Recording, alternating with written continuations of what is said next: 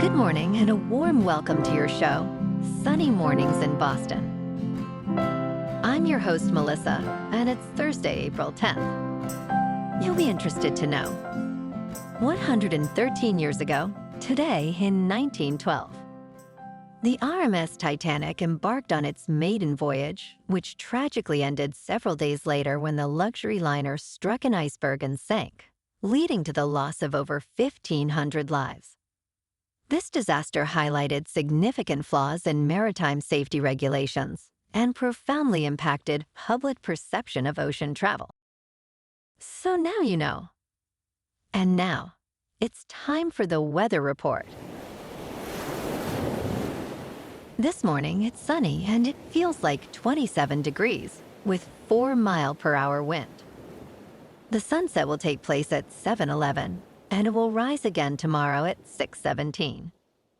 It looks like we're in for a sunny day with a high near 50 and a light southeast breeze.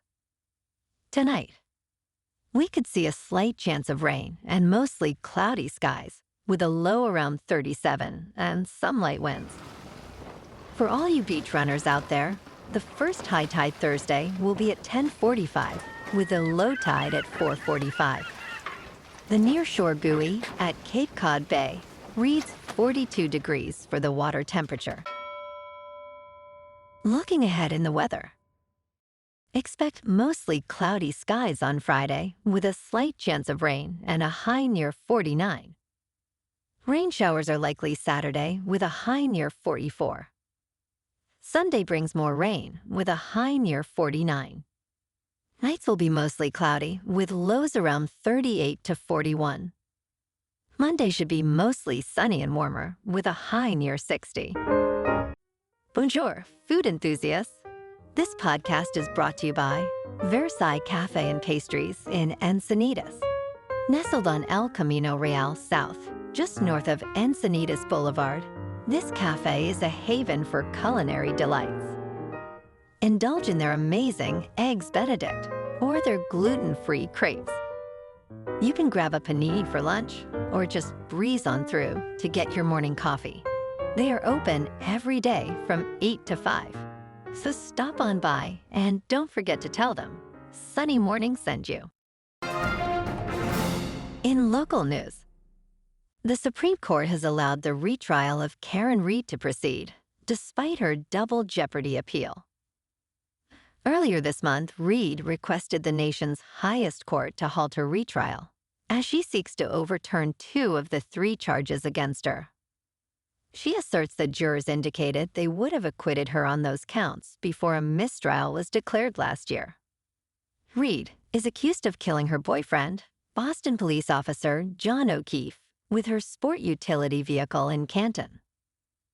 As of Wednesday, 15 of 16 jurors have been seated for the retrial.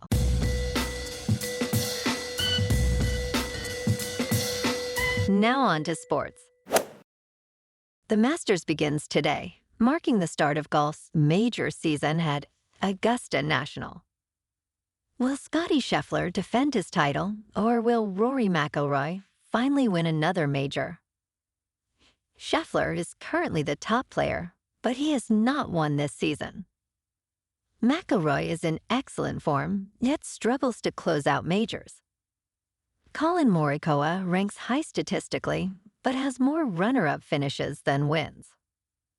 Other contenders include Bryson DeChambeau, Ludwig Aberg, Justin Thomas, Xander Schauffele, Joaquin Niemann, Brooks Koepka, and Hideki Matsuyama, each with strengths and weaknesses. Who will wear the coveted green jacket?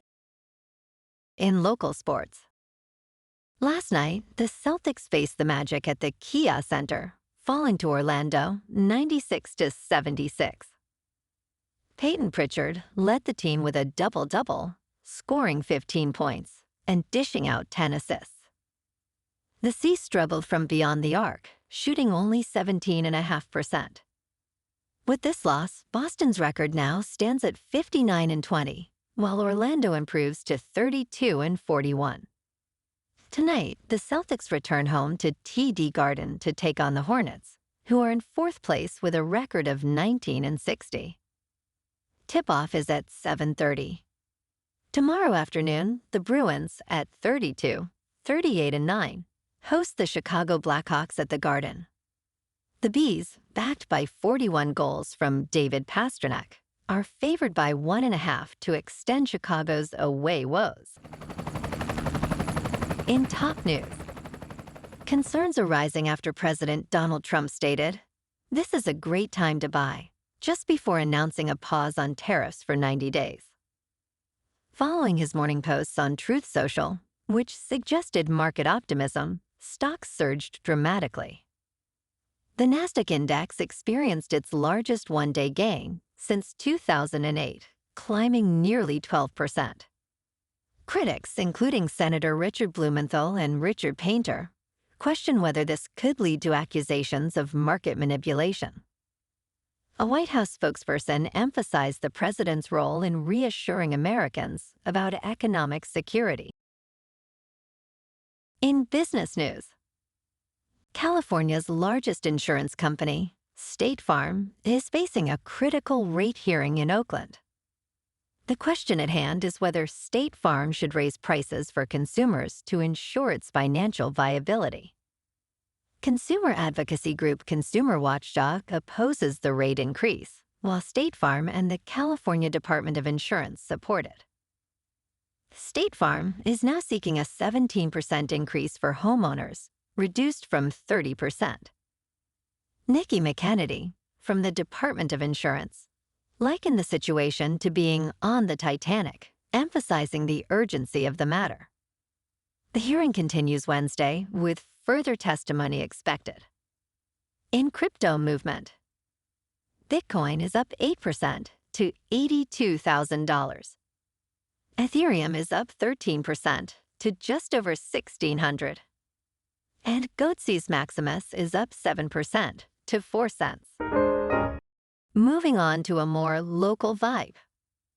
In our community spotlight on health and wellness, we are working with a national Pilates studio to bring you some free classes, so listen up. Check out Club Pilates, with several locations in the Boston area.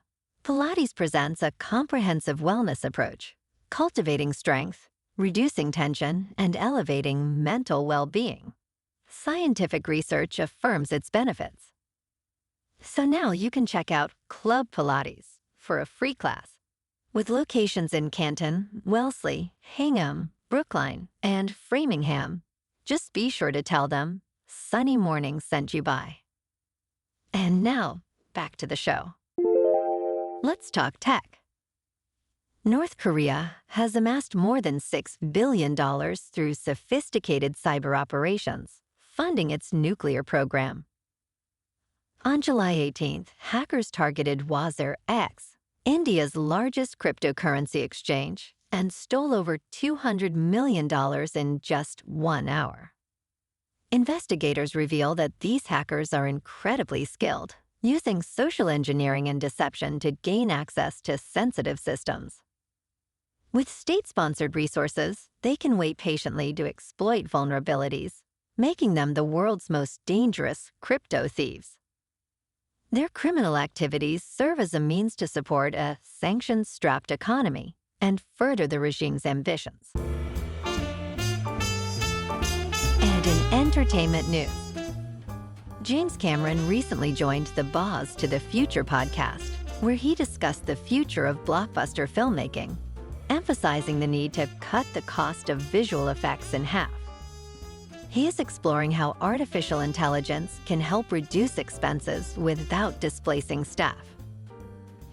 Cameron, who joined the board of directors for Stability AI, aims to integrate AI into visual effects workflows to enhance efficiency. He expressed skepticism about AI's ability to write compelling stories, asserting that true storytelling requires human experience. Cameron is currently in post-production on the upcoming Avatar sequel, Fire and Ash, set to be released on December 19th. Well, alrighty, folks, it's time for the quote of the day. And today, our quote comes from the American author and speaker, Alan Klein. And he said, "Your attitude is like a box of crayons that color your world. Constantly color your picture gray, and your picture will always be bleak. Try adding some bright colors to the picture by including humor, and your picture begins to lighten up.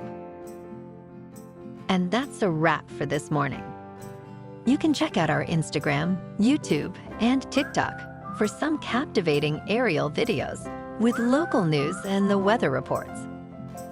Have an amazing day, my good friends. We'll see you tomorrow with another episode of Sunny Mornings in Boston.